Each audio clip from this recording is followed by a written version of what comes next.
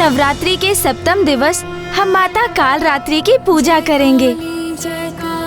माता काल रात्रि अर्थात माता आदिशक्ति की वो रूप जो काल अर्थात मृत्यु को अपने वश में करने में समर्थ है। इस रूप में माता संसार को स्त्री की इच्छा शक्ति का परिचय देती है और ये दर्शाती हैं कि स्त्री शक्ति, भक्ति एवं तपोबल से अपने परिवार पर आए किसी भी संकट को दूर करने में सक्षम होती है, फिर वो संकट मृत्यु ही क्यों ना हो। किंतु माता का काल रात्रि स्वरूप अत्यंत भयंकर भी है। इनके शरीर का रंग गहन अंधकार के समान काला है। शीश के केश बिखरे हुए हैं और इनके कंठ में विद्युत समान चमकीली माला स्थित है। माता के 3 नेत्र हैं, जो ब्रह्मांड के प्रतीक के समान गोलाकार हैं। प्रत्येक नेत्र से विद्युत समान चमकीली प्रकाश किरणें प्रस्फुटित होती हैं। इनकी नासिका से श्वास प्रवाह के स्थान पर भयंकर अग्नि के समान ज्वालाएं प्रवाहित होती हैं और इनका वाहन गर्दभ है। इनके 4 हाथ हैं। दाहिनी ओर के ऊपर वाले हाथ वर मुद्रा में रहता है और नीचे वाला हाथ अभय मुद्रा में रहता है और बाईं ओर के ऊपर वाले हाथ में लोह कंटक और नीचे वाले हाथ में खड्ग रहता है। माता काल रात्रि अज्ञानता रूपी बुराई का विनाश करती है और अपने भक्तों को वो शांति, स्थिरता एवं साहस प्रदान करती है। स्वरूप से भयंकर प्रतीत होने वाली माता काल रात्रि की पूजा का फल सदैव शुभ होता है, इसीलिए इनका एक नाम शुंभकारी भी है।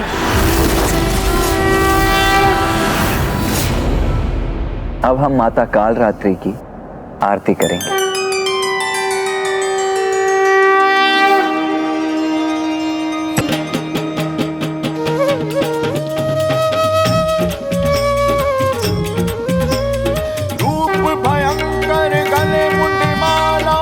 माता काल रात्रि है संताप हरे रुद्राणी, माता शुभ वरदात्री है माँ, माता शुभ वरदात्री है माँ, माता शुभ वरदात्री।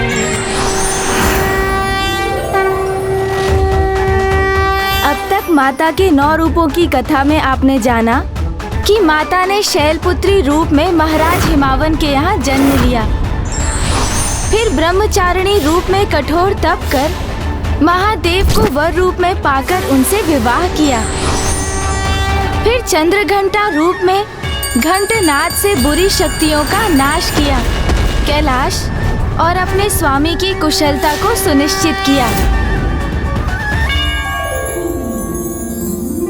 माता कुष्मांडा स्वरूप में माता ही संसार की प्राण शक्ति होती हैं और उनके स्मित हास्य से ब्रह्मांड का जन्म होता है। स्कंद माता रूप में माता ने कुमार कार्तिकेय एवं गणेश जी को संस्कार प्रदान किए। जिस प्रकार एक नारी अपने गृह में अनुशासन एवं समय का महत्व समय समय पर सबको ज्ञात कराती रहती है और अपने क्रियाकलापों से सभी को संचालित करती है, उसी प्रकार माता काल रात्रि हमें समय का ज्ञान देकर, समय पर नियंत्रण रखने की प्रेरणा देकर हमें अनुशासित करती हैं।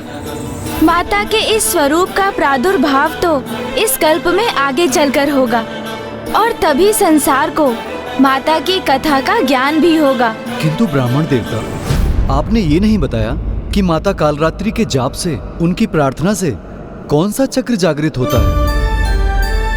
महाराज, अंतिम चक्र अर्थात सहस्रार चक्र तभी जागृत हो सकता है जब आप माता की शेष नवरात्रि कथा का श्रवण करेंगे। उसके लिए आपको थोड़ी और प्रतीक्षा करनी होगी महाराज।